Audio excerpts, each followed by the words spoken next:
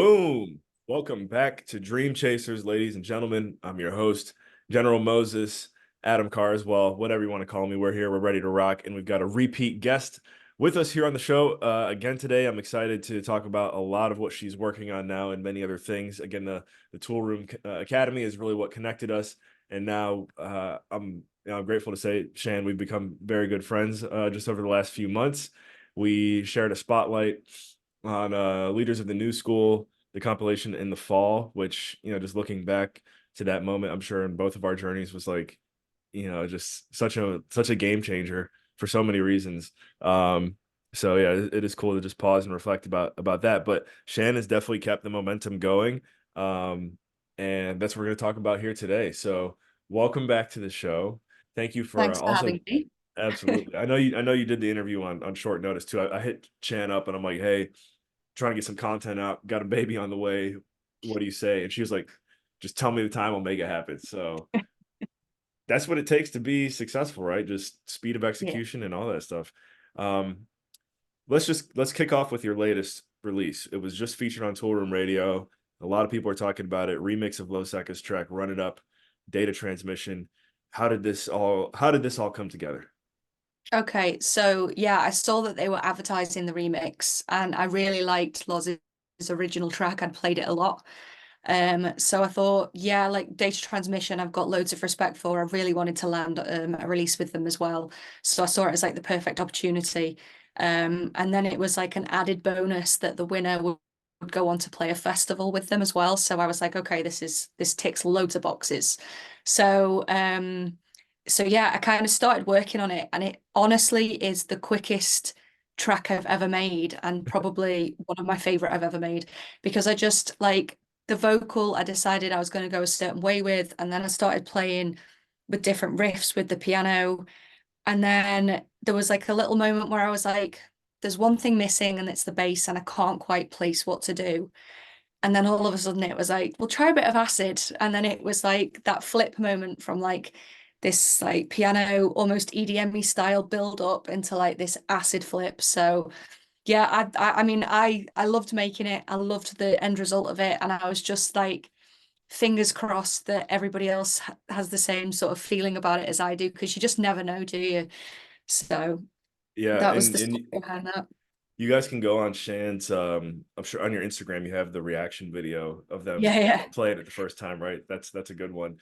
And something funny I think of often now, being more involved in the industry than I ever have in my life. When you say acid, obviously me and any other DJ producer, we know what you're talking about, but for, Yeah. for our for our listeners that are like just tuning in, it's like did she just say she just took acid and then she figured it all out?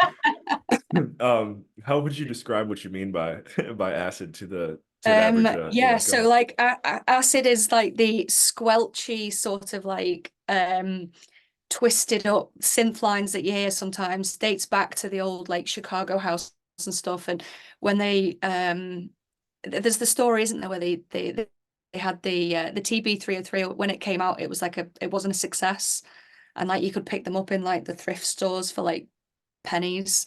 And then people were like taking the batteries out the back of them and playing with them, and they were coming out with these weird sounds. And acid house sort of like became this like this whole thing. So I've always like, because I mean I love house. I've always loved house music, and I've always loved acid house. I think some people love it and some people hate it. Like it's like a fine line for people whether they actually like that sound or not. But yeah, I love it, so I just went with it.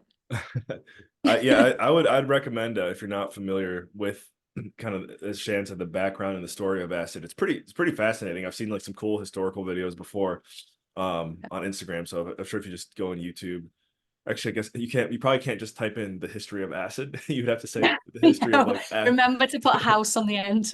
house, or yeah, something like that, or music. But it is really cool. I've seen exactly what you're talking about, just kind of how it transformed from Chicago. Um, and I think that one thing you definitely did well with the remix, because you're right. For some people, as soon as they hear that kind of like acid sound, especially if they're not someone who listens to house music often, they might be like, that's too much for me. Yeah. However, you built a nice bridge because you came in with the piano and the chords, which is Yeah. something where noticed if someone doesn't know anything about EDM, house music, tech house, they hear the piano chords, and that you just built a nice bridge there, Yeah. on a good track already. So, um, you also have a really that one remix that you did with, was it Ollie? Ollie Yeah. Jungle. Jungle. Yeah. Yeah. Personally, I like that one a lot, and so I'm Thank starting you. to notice a trend here. You seem to be pretty good at remixes. I'm wondering. I'm like, at some point, I might have to reach out to Shan and have I her know. remix a General Moses track. So, what's your take on remixes? I haven't done any yet. It's something I've thought about. I know Okay. there's a fine line, and maybe this is just me asking for wisdom from you because you've been doing this a bit longer. What do you feel like is the balance between originals, remixes? Because typically I've heard like you don't want to spend too much time in the remix world. Yeah, so you're exactly right. And I am so I went down the route I went down for a few reasons. Because I was approached firstly, and I found it hard to like, because when I like the original, I find it hard to say no to it because I'm like, well, I actually really like that song. This could be interesting. And when somebody gives you some of the parts already, it takes away some of the guessing work that's involved with when you make it from fresh. So for me, it's always a vocal. So someone gives me a vocal, I'm like, okay, I can make a track because the vocal, as you'll probably agree, is always the trickiest part of the track. Like the vocal, unless you're just making like, melodic and instrumental stuff, it's the vocal is the hook, the vocal is the thing you remember, most of the time. Sure. So for me, like being given opportunities by people, and I'm like, yeah, okay, I'll give this a go. And then kind of built a bit of momentum. And then it was actually, so there's an artist named Bontan, if you've heard of Bontan. I'm Um, sure I know his music if yeah, I listen to so it. Yeah. he's been on the scene for must be like 12, maybe 15 years now. He's also like from Liverpool. He's Oh, nice. friends with my Did you friends, notice that, and by the way? I don't know if you've kept up with, I don't expect you to watch every interview I put out, but I keep running into people from Manchester, Liverpool on the show. So, anyways, where the continue. music's at. It's where the music's at. Right. But Yeah. yeah, um it was a couple of years ago. I was having a drink. He was there. We were chatting. I was telling him I was making the music, and then he said, "Oh, I just started out doing loads of remixes." And we kind of got into it, and then I thought, okay, remixes. That's where he started. He's massive now. That's obviously a great way to Hmm. get your foot in the door is to remix other people's tracks because it's also like if the artist has approached you, it's obviously very likely that the label will sign it. So you kind of know that you've got a release coming. Hmm. Um, so yeah, so that's a lot of what I've been doing. But I also have entered a load of competitions, which are all remix competitions. I was fortunate enough to win the one with data transmission, and I just came third on one with Lady of the House.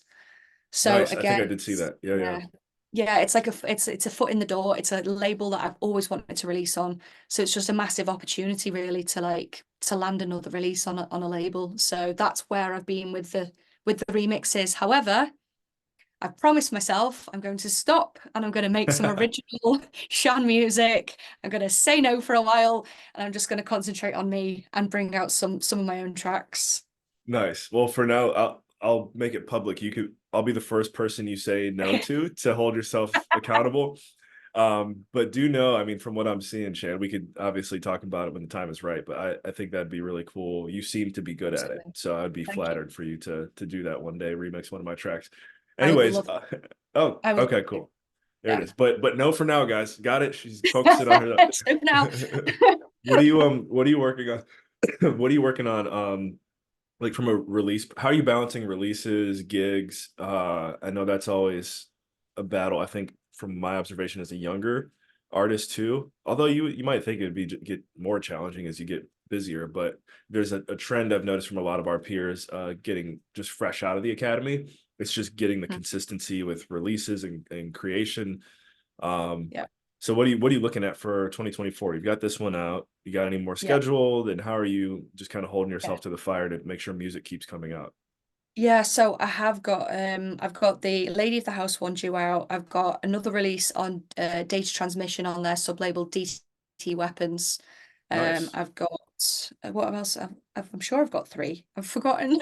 I'm sure I've got three in the That's pipeline. good. That's And good. then Emma and I have made another three tracks actually. Wow. Um, Okay. yeah, we've been busy, and but Emma and I have been working together ever since before Jump and Twist. Like we met at the We Are Listening touring event, and from then we've been working on these tracks, and it's because obviously we're free different days of the week and we've got our own other projects we're working on. It's kind of like, we'll find 2 or 3 hours one week, 3 or 4 hours the next week. We'll pass things backwards and forwards. But I suppose with that, you also get the change in trends that happen in music, and then you hear something else which you might want to reference, and it can sometimes Sure. be a longer process than if you just sat in the studio for a few days. Do you know what I mean? So but no, I'm really excited for them. So yeah, there's plenty in the pipeline. Plenty of rejections as well, might I add. It's not always a yes. There has Yeah. been a lot of no's. What So yeah, yeah. what and I think that that for context, you might have seen it because I just posted it, but like one of the records that I had an EP just come out today, and one of those Yes. two records on it has been said no to many times, and it was the one that I made. Well, yeah, it was one that I made during the academy, Right. like 2 years ago. So there, you hear the stories about people who waited, 5 years until like the track got signed. Yeah. So for anyone out there, Shan's right. It's true. So you sometimes just got to wait. You got to deal with the rejection. Yeah. Um, but it's maybe Yeah, easier said than I done. listened to your new tracks this morning. Like, Hey, let's go. yeah, they're amazing. I love them. I'll put them both in my Spotify playlist. Let's go. Thank you. Yeah. Thank you. I just learned, by the way, amateur exposed. I just learned about the Song Stats app. Do you know that one? Yes. Where you Yeah, can see yeah, like yeah. Who's doing so what? that was really exciting. I just found that yesterday. And then it's Yeah. funny because like I find it yesterday and then I had a record come out like a month ago. I'm like, dang, I felt like I missed all these updates on like who was playing my music, but Yeah. no, you live and Yeah. you learn. Shout out to Costa UK, who's the one who pointed that out to me. Have you interacted with him at all before, Costa? Yeah, we've exchanged a few messages and stuff on Instagram. Yeah, He seems like a really nice he's guy. really absolutely. I don't know where he's at. I think he's in London, but Yeah. really, really nice guy. I'm sure he wouldn't mind me teasing this out. We've been working on something that Ooh, is good. I'm feeling. I think we're both feeling very good about. Oh, Um, good. so I would just say, for what it's worth, any artists out there, if you ever talk to him, you as well, Shan. Like he's really like fast. Like he gets it done, and he's Okay. really good. Just from a production standpoint Yeah. eons ahead of where I'm at. So I really like working with that guy. Um, we talked about this before we went live. I just remembered you've got some show or at least one big show coming up. It's a festival Yeah. because you won the contest too. I guess they came Yeah. together. So when is that? What are you looking forward to about that gig? Yeah. So I've got two festival bookings within a week of each other. So the first one is the Hidden Festival. So that's the one that was just announced with Lars on the data transmission stage. And it's like crazy, like the people on the stage is like Josh Butler and George Smedles and people who I've looked up to for so long. And I'm like, wow, is this actually happening? Like, yeah, I'm really, really excited for it.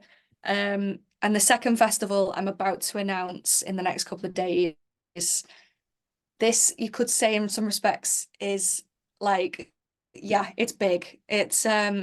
I'm opening the main stage of this one for some very big Wow. artists, which I am very excited for. So Stay yeah, keep tuned. your eyes peeled for that one. Yeah. I guess is it too if it's too close to home, then don't feel to share it. But how did you it sounds like that's a really big opportunity. How did you network your way into that one?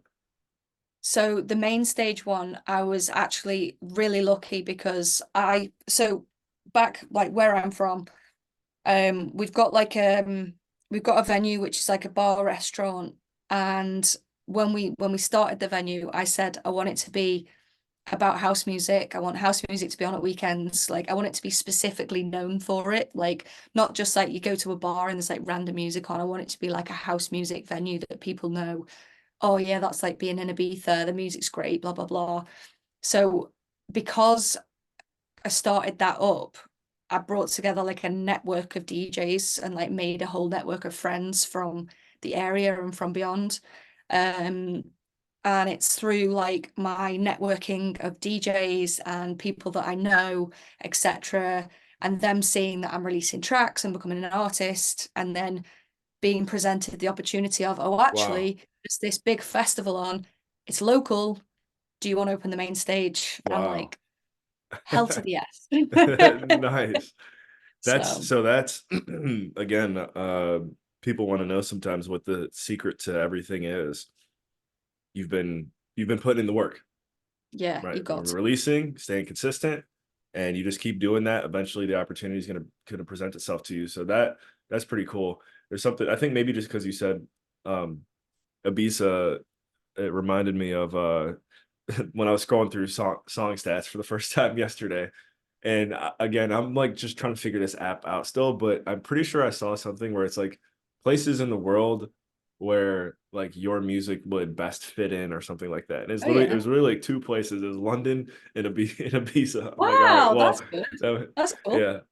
Uh, so I'm like, all right. Well, I've been telling my wife for a while. I'm like, we got to do at least like 3 months in London just because all the connections there. So do you see Awesome. that? Do you ever track those stats? Like where around the world Yeah. do you see a lot of Yeah, people yeah. outside of the UK? Where are a lot of your listeners at? Just curious. Yeah, so I went on the other day because when the remix that's coming out on Lady of the House, their distributor got in touch and was like sent me this whole questionnaire and they wanted to know like where was my top releasing territory, like where were people listening to me, etc. What I find bizarre is that my audience is like 95% male.